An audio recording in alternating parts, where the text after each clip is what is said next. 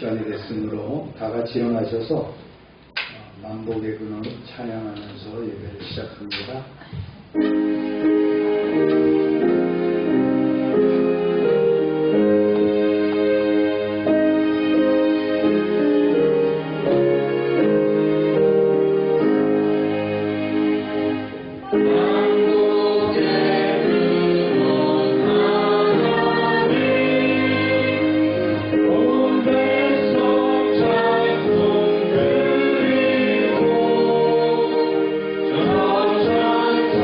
저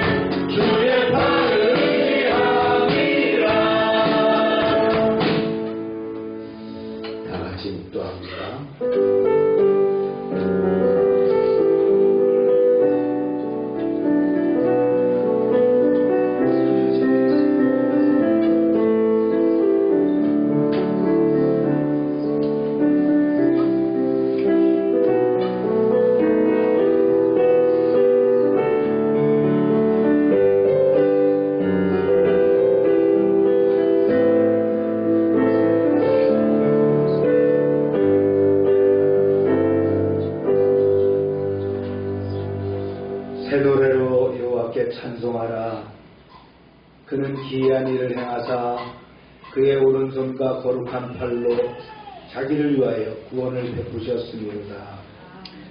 여호와께서 그의 구원을 알게 하시며 그의 공의를 문 나라의 목전에서 명백히 나타내셨도다. 아멘. 하나님 아버지, 역사의 주관자 되시며 어둠 속에 빛으로 오시는 주님을 찬양합니다. 한 해의 끝자락에 서서 오늘도 우리를 예배의 자리로 부르시니 감사합니다.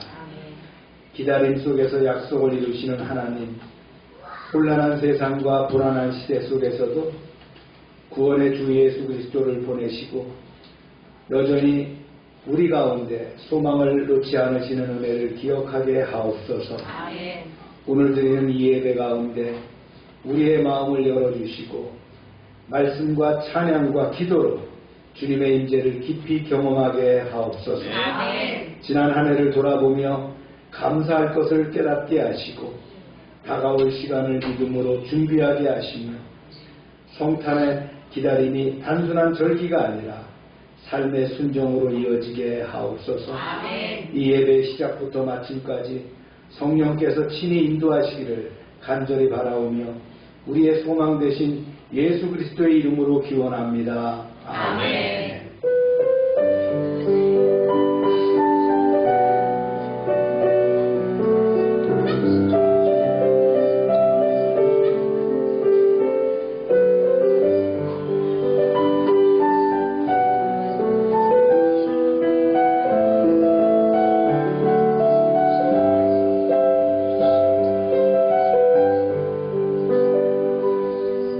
전능하사 천지를 만드신 하나님 아버지를 내가 믿사오며 그 외아들 우리 주 예수 그리스도를 믿사오니 이는 성령으로 잉태하사 동정녀 마리아를 하시고 본디오 빌라에게 고난을 받으사 십자가에 못 박혀 죽으시고 장사한 지 사흘 만에 죽은 자 가운데서 다시 살아나시며 하늘에 오르사 전능하신 하나님 우편에 앉아 계시다가 저희로서 산 자와 죽은 자를 심판하러 오시리라.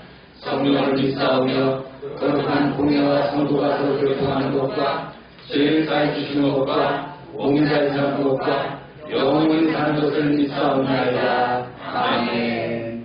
자리에 앉으시기 바랍니다.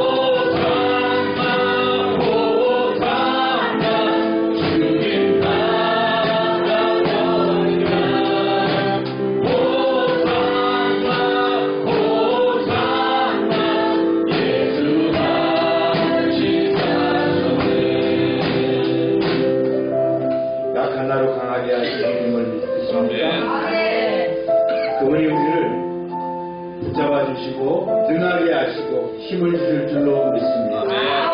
이 시간 우리의 기도와 간구와 중보의 제목을 주님께 내어놓고 기도합니다. 합심해서 기도합시다. 주여 하고 기도합니다.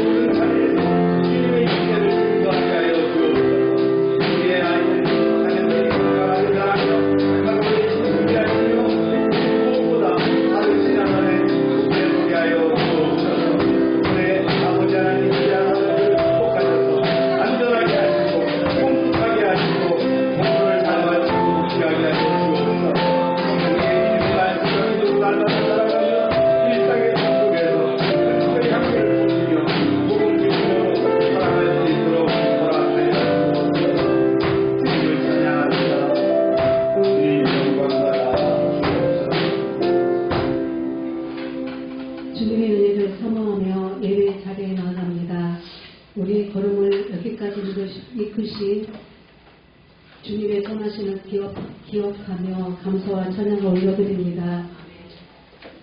찬양과 기도와 말씀으로 드리는 예배 가운데 우리 성령님 우리를 역사하여 주셔서 우리의 심령을 새롭게 하여 주시옵소서. 사람의 하나님, 한 해를 돌아볼 때 온전히 주님 뜻대로 살지 못했던 순간들을 고백합니다. 연약함을 긍휼히 여기시고 용서하여 주시옵소서. 남은 시간 동안 우리가 말씀으로 큐피를 통해 다시 힘롭게 하시고 우리의 영혼이 새롭게 세워지기를 원합니다. 이 땅의 말씀이 육신이 되어 우리 가운데 임하신 예수님 감사합니다. 예수 그리스도의 오심을 기다리며 주님의 겸손과 사랑을 깊이 묵상하게 하시고 우리의 삶을 통해 그 사랑을 드러내게 하여 주시옵소서. 하나님을 사랑하는 자, 그의 뜻대로 부르심을 입은 자들에게는 모든 것이 협력하여 선을 이루는다. 하나님, 때로는 우리의 삶에 앞이 보이지 않는 막막함과 고난, 또 연간 손실을 통해 우리를 주의 성품으로 빚으시고 믿음으로 살아가도록 협력하여 선을 이루신 주님께 감사를 드립니다. 우리 열방교회를 세우시고 또한 하나님의 선하신 뜻을 위해 일하게 하심을 감사드립니다. 우리가 낮아진 모습으로 성육신하신 예수님의 마음을 품게 하시고 우리 교회가 사랑하는 공동체가 되게 하여 주시옵소서. 하나님 아버지, 어지럽고 혼란한 이 나라를 올려드립니다. 헛된 우상과 거짓과 이념사상이 이 땅을 괴롭지 아니하도록 하나님 지켜 주시옵소서. 하나님 미움과 분열이 있는 사회에 화해와 용서 또한 소망이 빛이 임할 수 있도록 하나님 함께하여 주시옵소서. 대통령을 비롯한 모든 위정자들에게 지혜와 능력을 주시옵소서. 하나님 특별히 이제 연말에 우리의 가정과 사업장을 지키시고 보호하셔서 하나님께서 계획하신 일들이 하나님 은혜 가운데 이루어지도록 축복하여 주시옵소서. 하나님 특별히 이번 주에 이제 사업장을 위해서 해외로 출장 가는 우리의 열방의 가족들 주께서 함께하여 주셔서 그들이 가는 곳마다 하나님 이제 복된 은혜가 임하게 도와주시고 하나님 어려움 없이 모든 아버지 하나님 일을 마치고 건강한 모습으로 귀국할 수 있도록 하나님께서 친히 보호하여 주시옵소서. 말씀을 표현하신 주의종에게 성령의 기름을 부어주셔서 말씀이 선포될 때 하늘의 권세와 능력으로 더하여 주시옵소서. 주의종에게 육체적 피로와 질병으로부터 보호하여 주시고 강건한 체력을 주셔서 열방교회의 어떤 교우들을 잘 사역 감당할 수 있도록 주님께서 함께하여 주시옵소서. 감사드리며 우리를 구원하신 예수님의 이름으로 기도드립니다. 아멘.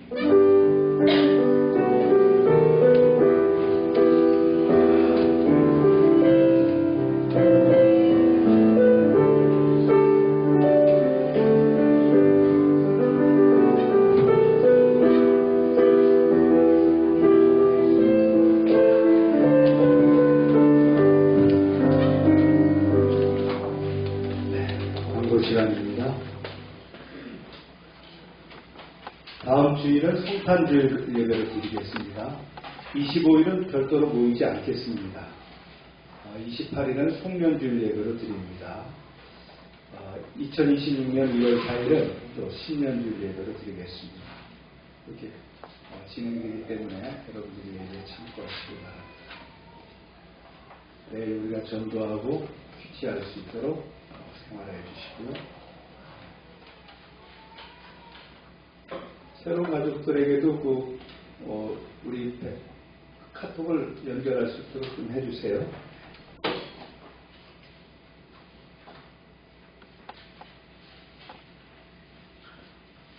오늘 차는 잔치국수와 귤입니다. 달력 필요하신 분들 더 가져가시고요. 안 가져가시는 분들 뒤에 준비되어 있으니까 교회 달력 가져가시길 바랍니다.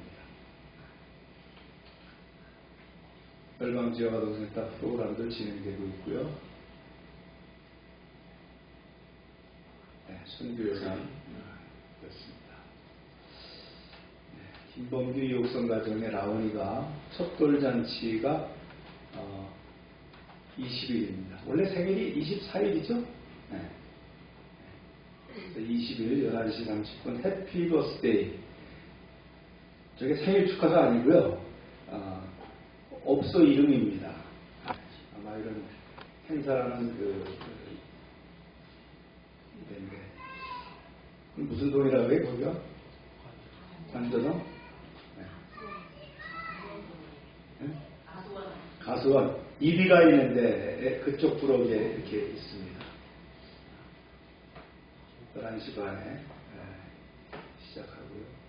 간단하게 예배하고 이벤트와 또 식사하겠습니다. 네, 인사를 드리고 있네요.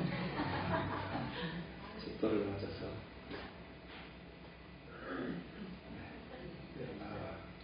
네. 이게 언제 찍은 사진이죠, 여기? 네, 50일. 네, 50일 때. 여기 100일 때. 네. 이건 아기 때. 네, 엄마, 아빠가 이렇게 기념사진 했고요. 예배 순서입니다. 축복해 주시기 바랍니다. 아이들이 참 출생해서 첫 돌을 맞는다는 게 얼마나 의미 있는 일인지요. 우리 목선자매님이 아주 수고했어요. 아이를 키운다.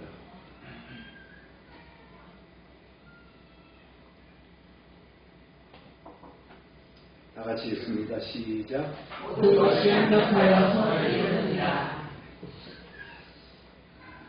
기도합니다.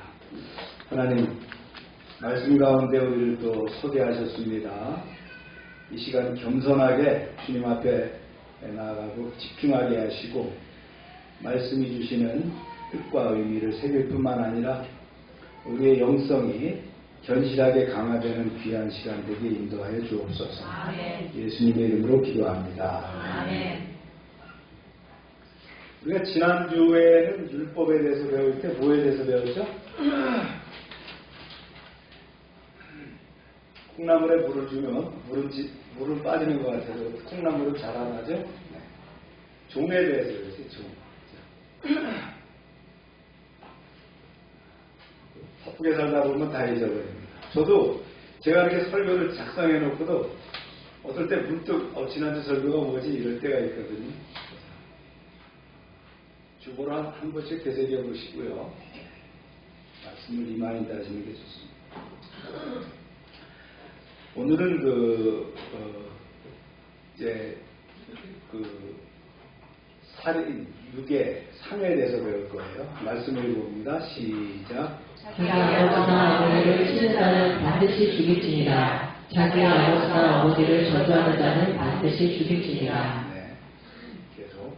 사람이 서로 싸우다가 하나가 돌이나 주먹으로 그의 상대방을 쳤으나 그가 죽지 않고 자리에 누웠다가 지팡이를 짚고 일어나 걸으면 그를 친 자가 형벌을 면하되 그가 내 손해를 배상하고 그가 완치되게 할 것이니라.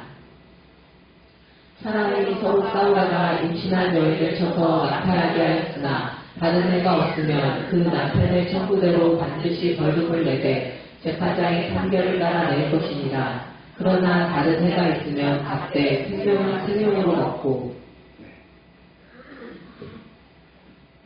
살인, 유괴, 상해에 관한 법령인데 성경을 연구하다 보면 우리가 지금 적용되고 있는 현대 적용되고 있는 모든 법들이 바로 성경에 근거를 하고 있구나 하는 걸 압니다. 그 성경에서 근거를 둔 가장 기본적인 10가지가 뭐였죠? 십계명입니다. 그렇죠? 십계명을 확장하면 그게 율법이 되는 거예요. 율법이 확장해서 지금 같으면 이제 뭐 법이 만들어져서 무슨 형사소송법이라든가 이렇게 더 구체화된 법들이 나오잖아요. 그렇게 됐다는 걸 우리가 알 수 있습니다. 그럼 굳이 이 고전적인 법을 배워야 되느냐? 여기 하나님의 뜻이 담겨 있기 때문에 이걸 배우는 거예요. 네. 읽어봅니다. 시작. 사람을 쳐 죽인 자는 반드시 죽일 것이나 만일 사람이 고의적으로 한 것이 아니라 나 하나님이 사람을 그의 손에 넘긴 것이며 내가 그를 위하여 한 곳을 정하리니 그 사람이 그대로 도망할 것이며 사람이 그의 이웃을 고의로 죽였으면 너는 그를 내 재단에서라도 잡아내려 죽일지니라. 네. 악한 마음을 품고 고의로 살인한 자는 10계명 중 몇 계명? 6계명을 어긴 자예요.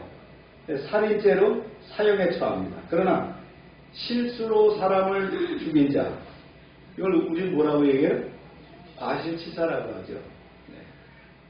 그런 사람은 하나님이 마련해 주신 피난처로 피함으로써 목숨을 구제할 수 있었다는 거예요. 후에 가나안에 정착한 다음에 광야 생활이 끝나고 정착한 다음에 이 법에 의해서 도피성을 두게 됩니다. 도망갈 곳을 두게 됩니다. 계속합니다. 시작. 자기 아버지나 어머니를 치는 자는 반드시 죽일지니라. 자기 아버지나 어머니를 저주하는 자는 반드시 죽일지니라. 네. 자기 부모에 대해서 손발이나 도구를 사용해서 폭행을 가한 자는 살인자처럼 여겨져서 사형을 처한다.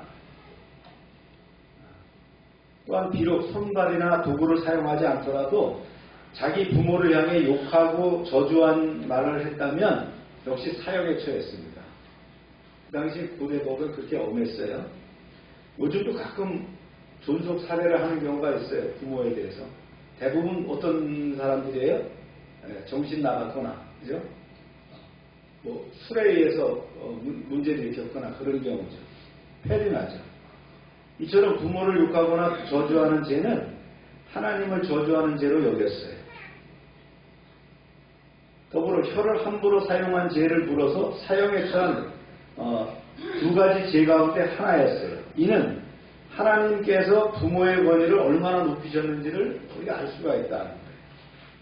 그 다음에 이제 납치죠. 유괴 납치. 시작. 하나님 납치한 자가 그 사람을 팔았든지 자기 소화에 부었든지 그를 반드시 죽일지니라. 사람을 유괴한 것은 뭡니까? 타인의 생명을 도적질한 행위입니다. 자신의 생명으로 배상해야 한다는 원리예요. 하나님은 모세에게 계속 법령을 알려주시거든요. 이번에 상해에 관련됩니다. 이거 이제 흔히 일어날 수 있는 거잖아요. 사람이 서로 싸우다가 하나가 돌이나 주먹으로 그의 상대방을 쳤으나 그가 죽지 않고 자리에 누웠다가 지팡이를 짚고 일어나 걸으며 그를 신자가 형벌을 면하되 그가 그 은혜를 배상하고 그가 완치되게 할 것이니라. 이런 경우에 가해자는 일단 감금되었다가 피해자가 살아나면 석방되어서 치료비와 손해배상을 지불해야 했어요. 그러나 피해자가 죽으면 어떻게 돼요? 살인자가 되고 사형에 처하는 겁니다. 이런 법이 있었어요. 그 다음에 이제 종에 대해서 얘기를 합니다. 사람이 매우 그 남종이나 넘어갔어요?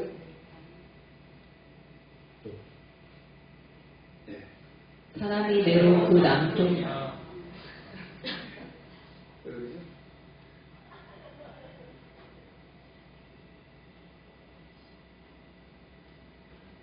사람이 왜 넘어가죠 여기서? 제가 읽을게요.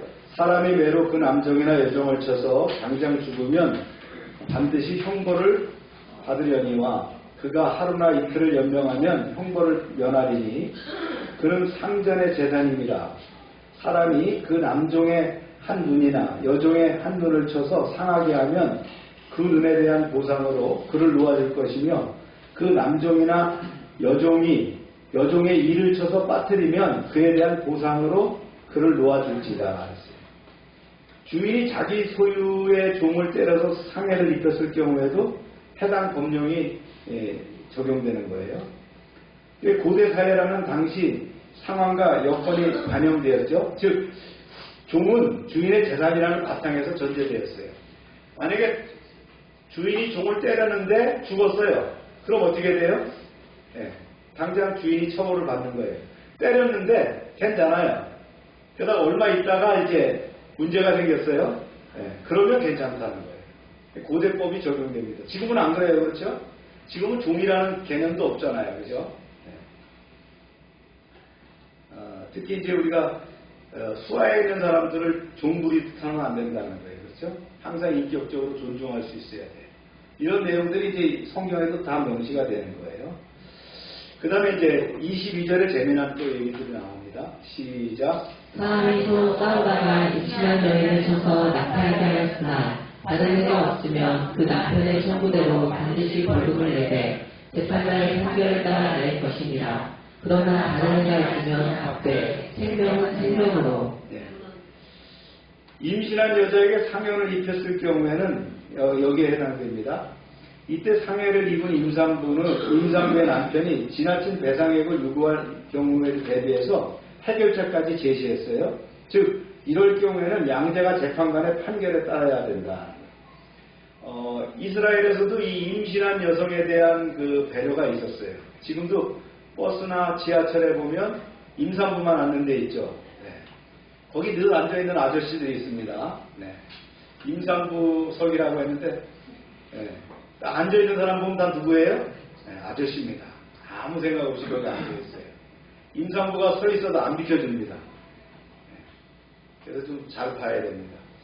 저도 이제 대중교통을 사용하지 않다 보니까 잘 몰랐어요. 되게 잘 보고 탑니다. 그래서 이거 어디 잘못 앉으면 안 되니까.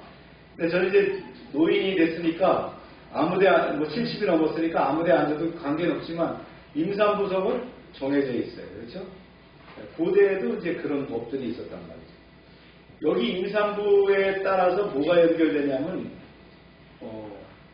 생명은 생명으로 확대하는 동해 보복법이 나와요. 네, 봅니다. 계속해서 시작. 눈은 눈으로, 이는 이로, 손은 손으로, 발은 발로, 된 것은 된 것으로, 상하게 할 것은 상함으로, 때릴 것은 때림으로 갚을지리라.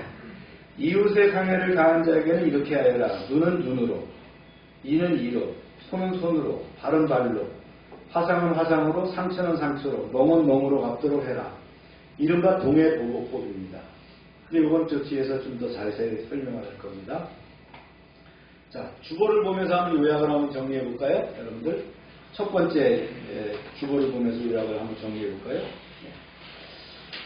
하나님은 생명을 철저히 보호하시는 분이기 때문에 사람을 고의로 죽이면 반드시 사형에 처하라고 명령하십니다. 이는 하나님의 형상을 가진 인간의 생명에 대한 최상위 보호 조치입니다.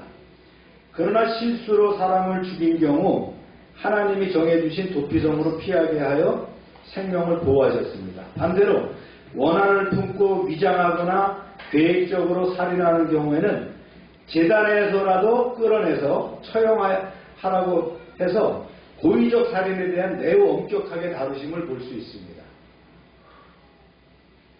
이스라엘에서는요, 잘못했을 경우에 제단불을 붙잡고 있으면 제단에서 죽이지 않았어요. 그런데 뭐라고 했어요? 고의로 살인한 자는 제단불에서도 잡고 있어도 끌어내어서 죽여라, 이렇게까지 되어 있다. 그 다음에 부모에 대한 부모를 해치는 죄와 인권 침해입니다. 하나님은 부모를 공격하거나 부모를 저주하는 자도 죽이라고 하셨어요. 왜요? 가정 질서를 파괴하고 하나님이 세우신 권위 구조를 공격하는 행위로 여겨졌기 때문입니다. 인간 사회의 안정과 하나님의 질서 유지를 위해서 가장 근본적 단위인 가정의 존중을 최우선의 가치로 두셨다. 세 번째요. 주보에 나오죠. 사람들 사이의 싸움에서 상대방을 때려눕힌 경우라도 피해자가 회복되면 가해자는 생명을 면하지만 치료비와 보상비를 부담해야 됩니다. 이는 보복이 아닌 회복과 책임을 강조하는 법인데 단순한 처벌이 아니라 피해자의 건강과 손실을 보상함으로 공동체의 정의와 회복을 실현했다는 거예요. 보복이 아니라 어떻게 한다고요? 보상이 필요하다는 거예요. 그렇죠? 그 다음에 네 번째, 종에 대한 폭력과 책임입니다. 주인 암종이나 애종을 때려서 즉시 죽게 한 경우는 주인은 반드시 처벌을 받습니다. 당시 사회에서 종은 재산으로 여겨졌지만 하나님은 종 또한 사람이며 생명의 주인은 하나님이심을 분명히 하셨다는 거예요. 그러나 종이 며칠 살아있다가 죽으면 종의 고의성을 낮게 보아서 벌은 없다고 규정합니다. 이것은 완전한 무죄가 아니라 당시 사회 구조 속에서 형벌의 성격과 책임을 판단한 규범이었다. 그 다음에 임산부에 대한 문제 얘기를 했어요. 싸우다가 임산부가 다쳤으면 가해자는 반드시 보상해야 합니다. 그러나 태아나 산모에게 더 큰 상해를 발생했다면 생명에는 생명, 눈에는 눈이라는 법칙으로 보상과 형벌이 정해졌습니다. 이 법의 보복의 상한을 정한 것으로 과도한 폭력을 금지하고 정당한 정의의 기준을 세우는 역할을 했습니다. 또한 태아와 산모의 생명을 동일하게 귀하게 여긴다는 점에서도 의미가 큽니다.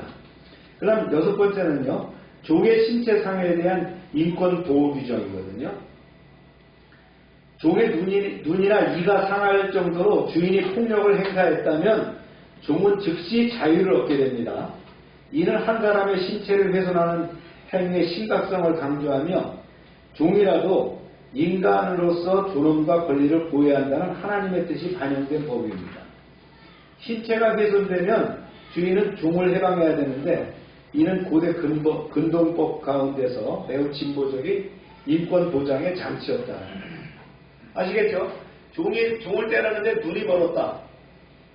그 다음 종을 파하고 자유인으로 내보내줘야 돼요. 이빨이 빠졌다. 네, 그럼 보내주라. 그런 얘기입니다. 이런 법이 하나님이 말씀하셨다는 거예요. 근데 우리가 여기서 중요하게 배우고 넘어가야 될 것이 동해보복법입니다.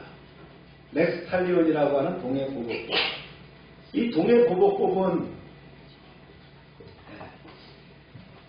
가해자가 행한 해악과 동일한 형벌을 가한다는 원칙이에요. 가해자가 있다면 동일하게 되돌려 줘야 된다는 거예요. 이게 이제 라틴어로 렉스탈리온이라고 하는데 대등한 보상법, 같은 해로 그대로 물려주는 법이라 이런 뜻이거든요. 그래서 이게 어떻게 됐어요? 생명에는 생명으로, 눈에는 눈, 이에는 이에, 손에는 손, 발에는 발. 우리가 이제 눈에는 눈이야, 이에는 이야 이렇게 나오는데 통상 얘기하잖아요. 이게 바로 렉스탈리온, 성경에 나온 법이다. 그러면 이 목적이 뭐냐는 거예요. 이걸 우리가 잘 알아야 돼요. 보복을 허용하는 것이 아니라는 거예요. 보복을 제한하는 거예요. 아멘입니까? 네. 많은 사람들이 오해를 해요. 동해보복법, 눈에는 눈이잖아. 그게 아니에요. 이 목적은 뭐예요? 복수를 허용한다는 것이 아니고요. 복수하는 것, 이걸 과잉 보복하는 걸 금지해라 그런 얘기예요. 고대 근동에는 어떤 일이 있었냐면요. 보복이 보복을 하는 악순환이었는데 흔히 가벼운 상처 하나로 가족 전체를 죽이거나 전쟁을 일으키거나 이런 아주 뭐랄까요, 폭발적인 학대의 위험이 있다는 거예요. 여러분 2차 대전 어떻게 일어났어요? 총 한 방으로 났어요. 그죠? 총을 한 방 쐈는데 그거 맞아서 죽음으로 전쟁이 세계적인 대전이 일어나는 거예요. 보복이 보복을 나서는 안 된다는 거예요. 하나님이 주신 동해보복법의 목적은 뭐냐면 보복의 악순환을 막고 형벌의 기준을 공정하게 해서 피해자와 가해자 모두 삶을 보호하고 공동체의 안전을 지키기 위한 법이라는 거예요. 즉 뭐라고요? 너는 그 이상으로 보복하지 말아라. 상응한 만큼만 해라 하는 것이 이 법입니다. 그러니까 보복을 억제하는 법이라는 거예요. 우리가 섹스피어의 로미오와 줄리엣 알죠? 두 가정이 별거 아닌 것 같고 막 싸우다가 결국은 아이들까지 죽는 거. 우리 어렸을 때 굉장히 참 마음 졸이면서 봤던 영화인데 그런 것도 다 그것 때문에 일어나는 거야. 성경 전체의 의미에서는 정의와 공정성의 기준을 제시합니다. 피해를 입었다고 해서 감정에 따라서 보복하지 않고 하나님의 기준에 따라서 공정하게 처리하는 하라는 원칙이에요. 감정에 이끌려갖고 말이죠. 마구잡이로 보복해서는 안 된다는 거예요. 그리고 개인적인 보복이 금지입니다. 눈에는 눈, 그러니까 네가 나를 눈을 때려서 너도 눈탱이 한번 맞아봐. 그게 아니라는 거예요. 이 동해보복법은 개인 적용이 아니에요. 재판장이나 장로들이 판단을 해서 공적으로 적용하라는 거예요. 무슨 말씀인지 아시겠죠? 따라서 개인적 복수가 아니라 공적 정의의 원리를 이루는 것이 바로 이 성경에서 말하는 법이다. 세 번째는요, 보상 중심이에요. 진짜 실제적으로 적용하라는 게 아니에요. 눈을 다쳤다고 하더라도 정말 눈을 빼라는 것이 아니고 상응하는 금전적 보상을 해라. 이것이 바로 동해보상법이라는 거예요. 이해가시죠? 이것이 우리의 이제 현행 법체계로 발전이 되게 됐다라는 거예요. 주님은 이거 한 단계 더 넘어가셨어요. 주님은 이 법을 폐지하지 않으시고 더 깊은 차원에서 확대하셨는데 약한 자를 대적하지 말아라. 오른뺨을 치면 왼뺨도 돌려대라. 그러죠. 이 의미가 뭐냐면요. 이 법이 보복 제한법인데 사람들은 보복 허용법으로 잘못 사용했어요. 예수님은 이 법의 근본 정신을 보복 억제와 은혜, 용서의 길로 더 높은 차원으로 이끌어 가셨다는 거예요. 그래서 주님이 말씀하시는 이 동해보복법은 뭐냐면요. 화해와 용서가 우선돼야 된다. 그런 얘기예요. 아멘입니까? 네. 우리 기독교에서 얘기하는 건 뭐예요? 화해와 용서예요. 화해와 용서. 제가 지난주에 김대중 기념관에 갔던 얘기를 했었는데 거기 가니까 화해와 용서라는 것에 대한 말씀인데 그게 성경에서 나온 얘기란 말이에요. 성경에서. 누가 해줬다고요? 예수님이 그렇게 말씀하셨어요. 약한 자를 약한 자가 아니고요. 악한 자를 대적하지 마라. 악한 자를 대적하지 마라. 오른뺨을 치면 왼뺨도 돌려달라고 하는 말씀이 바로 용서와 화해를 얘기하시는 거예요. 그렇다고 주님이 오른뺨을 치면 왼뺨도 되라 그러니까 이게 법이야. 주님이 말씀하셨어요. 여기도 맞고 저기도 맞으라는 얘기가 아니라는 얘기예요. 그죠?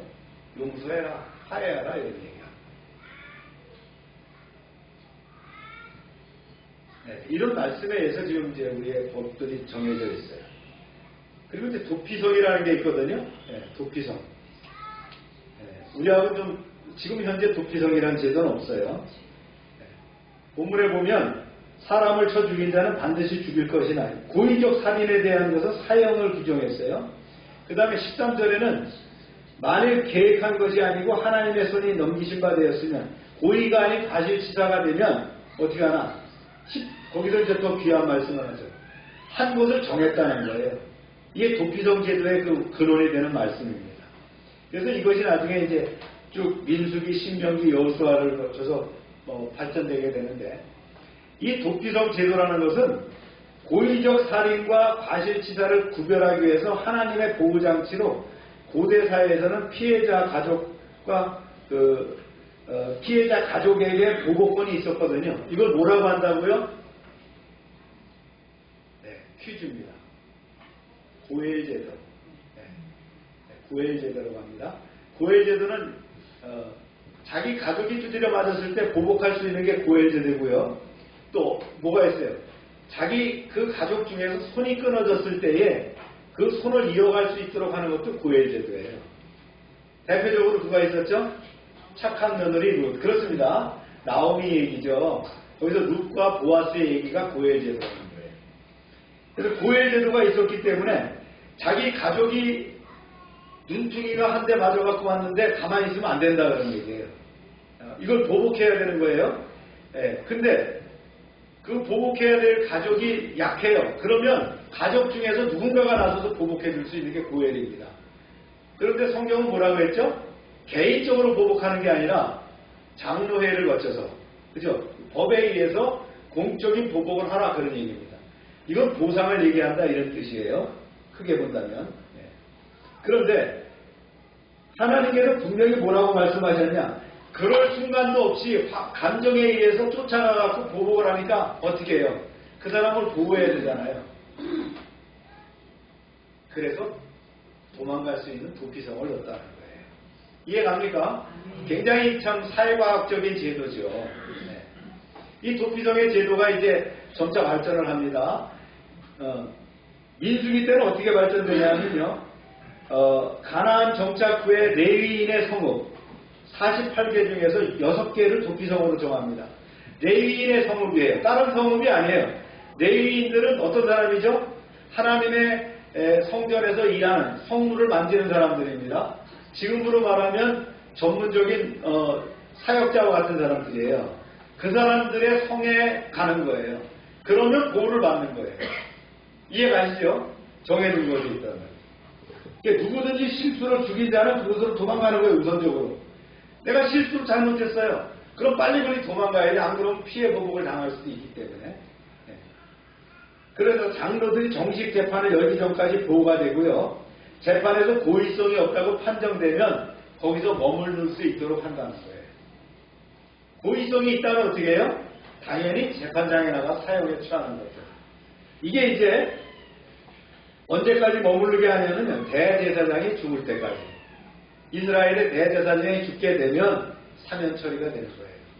이해갑니까? 대제사장이 죽고 난 다음에 그 다음에 보복하면 안 되는 거예요. 그건 불법이 되는 거예요. 그 다음에 신명기에서는 사형 기준을 얘기했어요. 신명기에서 사형 기준을 얘기했는데 어떻게 되냐면 길이 멀지 않도록 도피성까지 가는 길을 닦아놨어요. 잘 도망가게. 그 다음에 피해자 가족이 오해로 보복하는 경우를 막기 위해서 이런 제도를 뒀었는데 고의적 살인은 도피성의 보호 대상이 아니라는 걸 명시했어요. 그리고 이제 여호수아 20장에 가면 실제적으로 이제 그걸 만들었어요. 여호수아가 하나님의 명령에 따라서 6개 도피성을 지정합니다. 이렇게 만들었습니다. 그렇죠? 네, 요단강을 중심으로 요단강을 중심으로 동쪽과 서쪽에 3개씩, 불란, 라몬, 베세, 그 다음에 게데스, 세겜, 헤브론 이렇게 정했다. 이 골란이라는 데는 여러분들 많이 들어보셔 알죠? 골란 고원은 갈릴리 호수의 그 동북 쪽에 있는 고지대입니다. 거기가 이제 시리아와 접경 지역이거든요. 이 지역이 바로 이제 레위인들의 성읍이 있어서 그리 도망을 가게 돼요. 6개 성읍에서 일단. 근데 이스라엘뿐만 아니라 타국인과 객도 외국인 거주자도 개방이 되었다. 또 동일하게 적용했다. 우리나라도 지금 외국인 노동자가 상당한 숫자가 들어와 있죠. 그래서 우리가 그런 것들에 대한 외국인에 대한 처우나 이런 것들을 잘해줘야 돼요. 앞으로 우리가 노동력이 부족해요. 외국인들이 필연적으로 들어와서 일을 해야 되는데 그들한테 처우해주는 것도 굉장히 중요하다. 하나님은 생명 앞에서 공평하심을 강조했어요. 그래서 이 도피성이 필요한 이유는 첫 번째는 고의성을 구별하는 그 재판 제도다.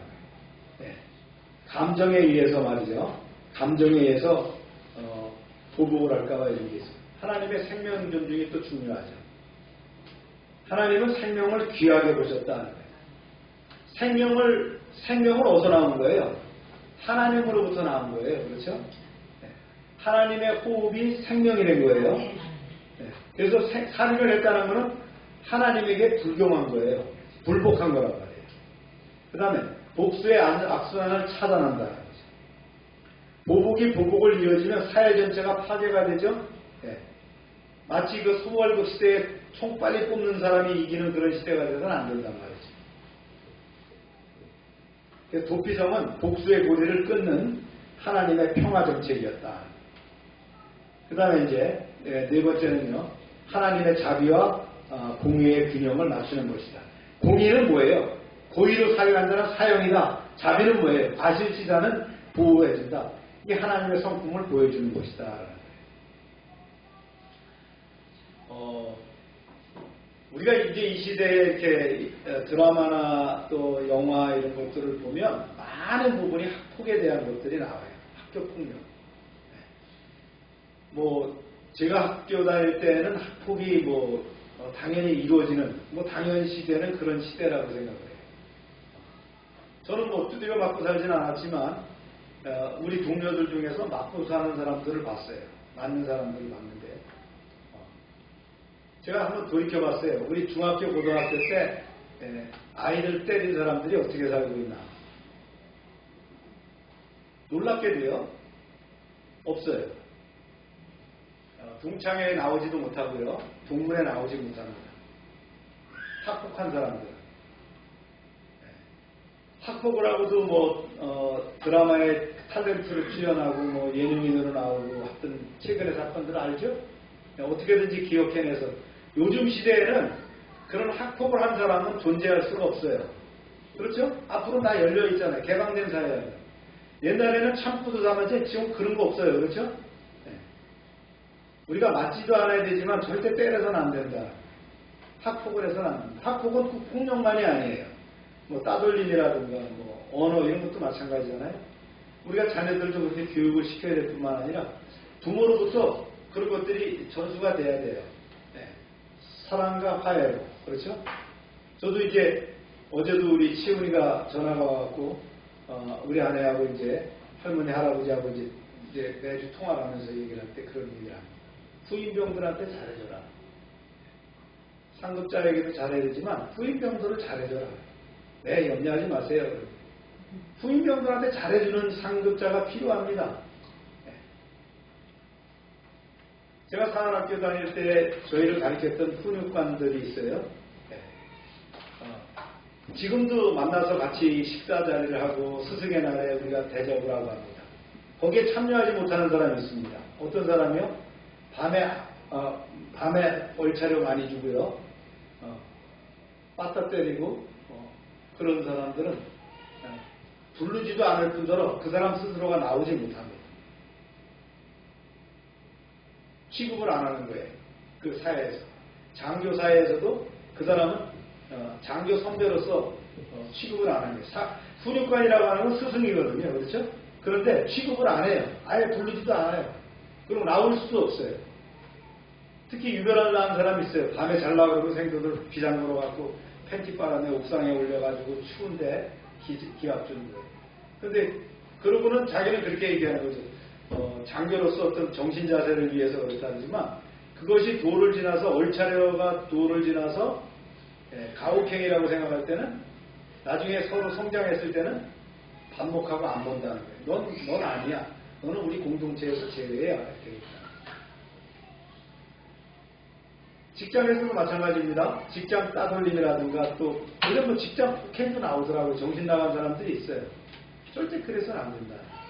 왜냐하면 이것이 바로 우리가 크리스천으로 기독교 안에서 성장하면서 남에게 그런 가해를 가한다는 건 굉장한 범죄에 해당되는 거예요.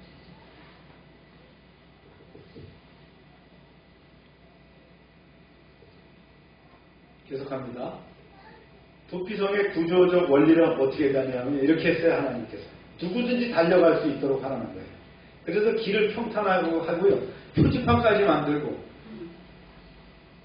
어느 지역이든 가까운 곳에 최근 거리에다가 만들어놨다. 또 대제사장이 죽을 때까지 머물러야 했다는 거예요. 왜요? 대속적인 의미가 있거든요. 끝이 있어야 될 거 아니에요. 맨날 그 레위인들 성에서 더부살이 해갖고는 안 되잖아요. 끝을 항상 만들었다는 거예요. 그래서 공동체 전체가 새로운 시대를 맞으며 원한을 정리하는 사회적 장치를 이스라엘에서 두고 있었다는 거예요. 이게 지금도 우리의 법으로 되어 있는 거죠. 신학적 의미로 본다면요. 예수 그리스도가 바로 예표입니다.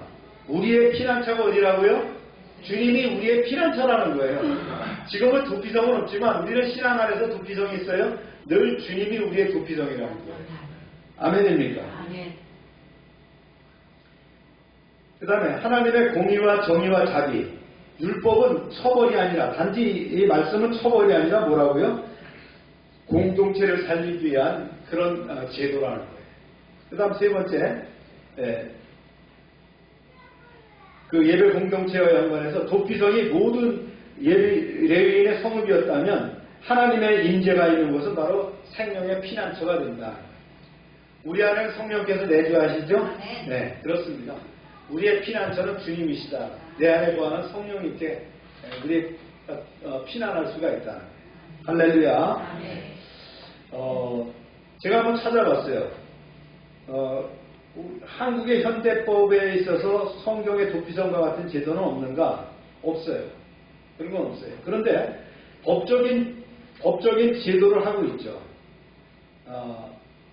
현대법에 있어서 그 수사를 할 때 어떻게 합니까? 무조건 그 수사를 하거나 구속하지 않죠. 체포 구속에도 엄격한 법적 절차를 두고 있단 말이죠. 그 다음에 국가가 수사나 기소나 재판을 독점하고 있어요. 그러니까 대신 갚는 게 없단 말이에요. 동일보복법이라는 게 없어요. 누가 하도록 되어 있어요? 국가에서 법적으로 하도록 되어 있다는 거예요. 여기에 이제 도피성 기능이 흡수되어 있는 거죠. 그리고 이제 법에도 뭐가 있어요? 고의범과 과실범을 구별하고 있다는 거예요. 그 다음에 구속영장주의가 있죠. 구속영장주의. 누구든지 법관이 발부한 영장 없이는 체포나 구속할 수 없다. 요즘은 또 그런 얘기 많이 해요. 아니 저렇게 죄를 진 사람을 왜 풀어줍니까? 그렇죠? 그런 경우 있잖아요. 이게 이제 영장 없이 구속이 체포할 수 없다는 거예요. 그 다음에 불구속이라는 게 있잖아요. 굳이 구속하지 않아도 재판의 절차는 진행되고 있고 재판에 따라서 형벌을 받게 되는 게 있다. 그리고 정당방위라는 거 있어요. 정당방위나 긴급피난이라는 것도 있어요. 우리가 형법에 정당방위가 명시되어 있고요. 긴급피난이 명시가 되어 있어요. 그 다음 이제 형사재판에서도 무죄 추정의 원칙이 있죠. 네. 확정 판결 전까지는 유죄로 취급하면 안 된다라는 것이 있다. 확정 판결 전까지. 이것도 다 이제 하나의 그 도피성의 제도가 마찬가지예요. 그 다음에 이제 보조적인 이것도 구금시설과 보호시설이 있죠. 경찰서, 유치장, 구치소, 보호시설 이런 것들이 있다. 목적은 보호와 절차 보장이지 보복이 아니다. 네. 그 절차를 보호하기 위해서 유치장에 수감하게 되면 보복을 안 당할 수 있잖아요. 그렇죠? 우리 이제 헌법에 우리나라의 도피성은 명확하게 따로 정해진 것은 없지만 법적 장치로 그렇게 되어 있다. 그러나 이제 살다 보면 초법적인 것, 또 혹은 법이 미치지 못하는 것 때문에 억울함들이 많습니다.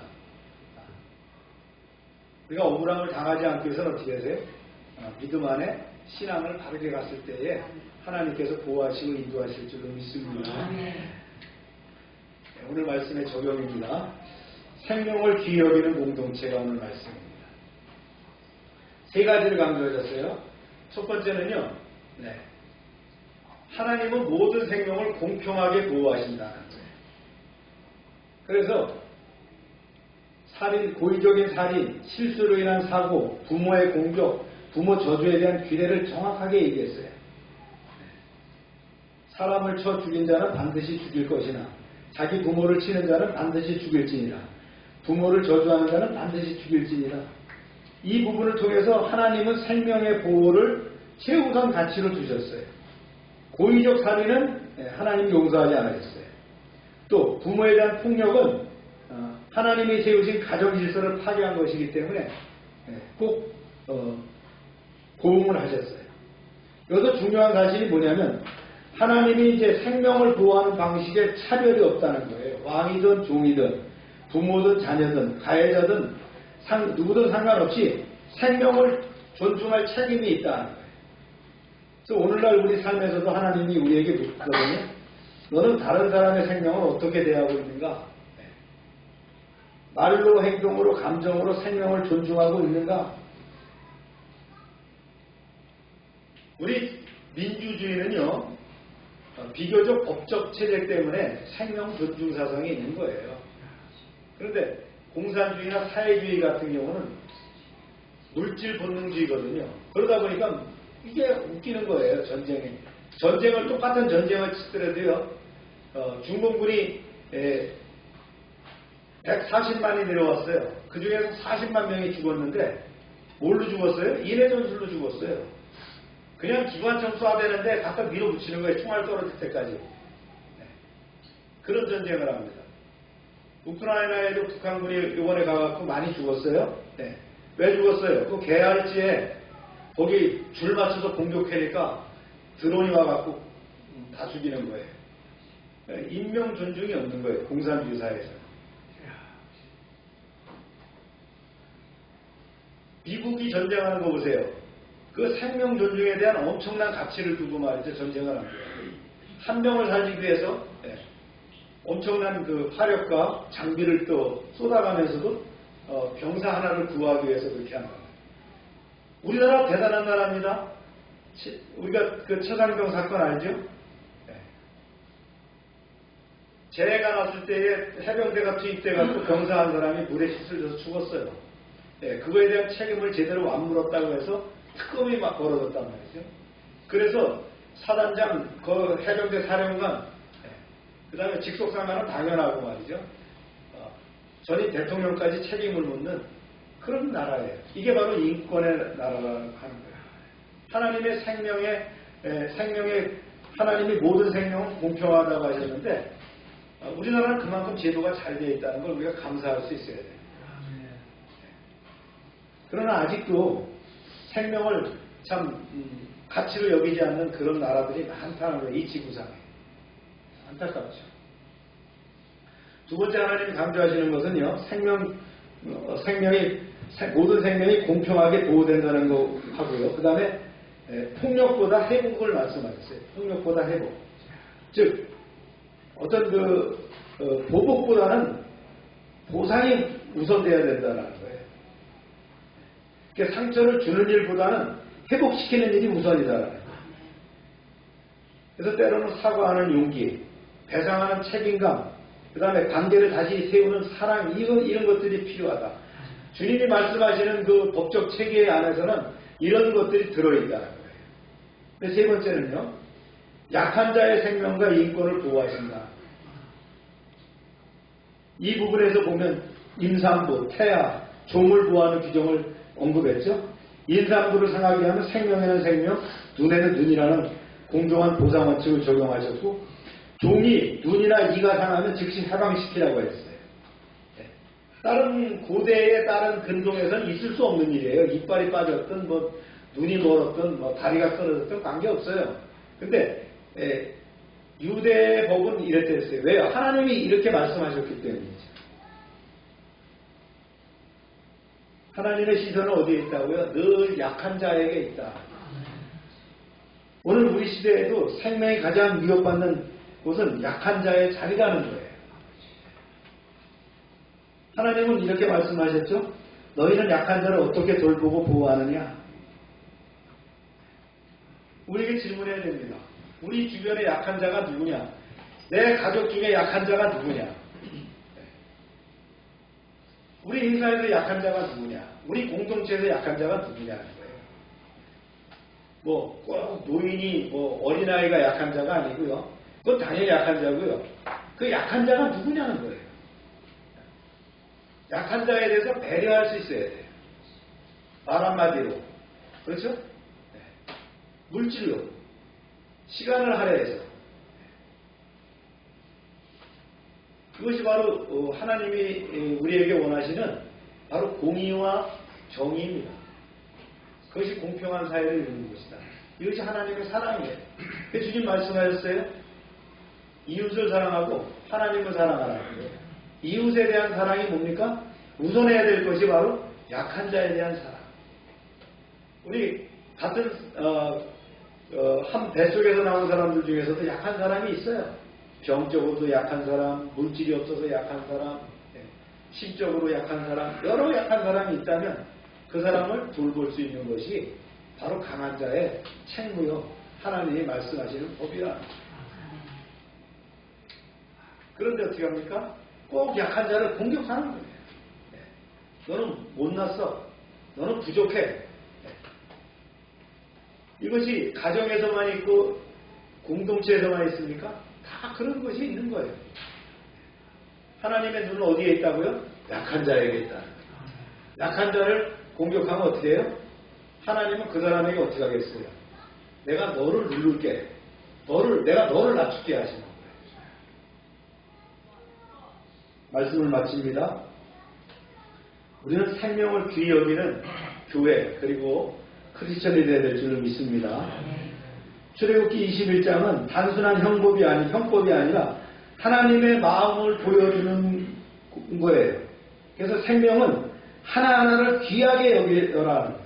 그 다음에 폭력보다 회복을 원하신다는 것이 하나님의 마음이에요. 약자와 소외된 자는 특별히 관심을 가져라. 이것이 바로 하나님이 강조하시는 우리에게 주시는 말씀입니다. 가정에서도 직장에서도 교회에서도 사회생활하는 가운데서도 생명을 귀하게 여기시고 약자를 보호하고 상처를 회복시키는 여러분이 되기를 주의 이름으로 축원합니다. 우리 이 묵상가 나눈 걸 한번 읽어볼까요? 주보에 한번 보세요. 작은 거 있으니까. 첫 번째 읽어볼까요? 시작.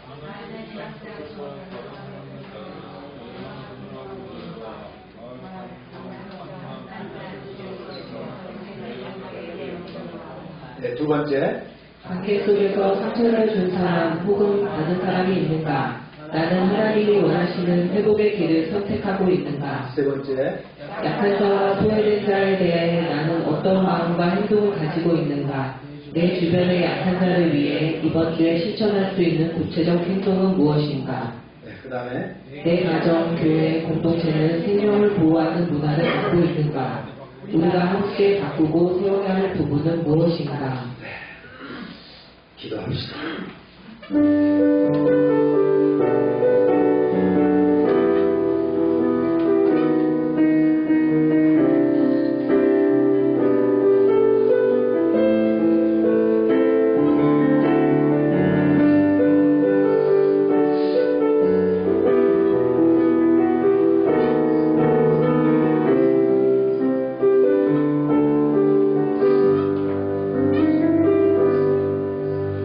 주님 오늘 말씀을 통해서 하나님의 마음을 다시 깨닫게 하심을 감사합니다. 하나님께서 우리를 하나님의 형상으로 지으시고 모든 생명을 귀하게 여기시는 줄을 믿습니다. 우리의 말과 행동이 누군가의 생명을 해치지 않게 하시고 상처를 주는 사람이 아니라 상처를 치유하는 사람이 되게 하옵소서. 무너진 관계가 있다면 주님의 사랑으로 다시 세워지게 하시고 약한 자, 소외된 자, 도움이 필요한 이웃들에게 하나님의 손과 발이 되게 하옵소서. 우리를 통해 이 땅에 회복이 일어나게 하시고 우리의 교회가 생명을 살리고 보호하는 공동체가 되게 하옵소서. 예수님의 이름으로 기도합니다. 아멘. 다 같이 일어나셔서 찬송 438장입니다.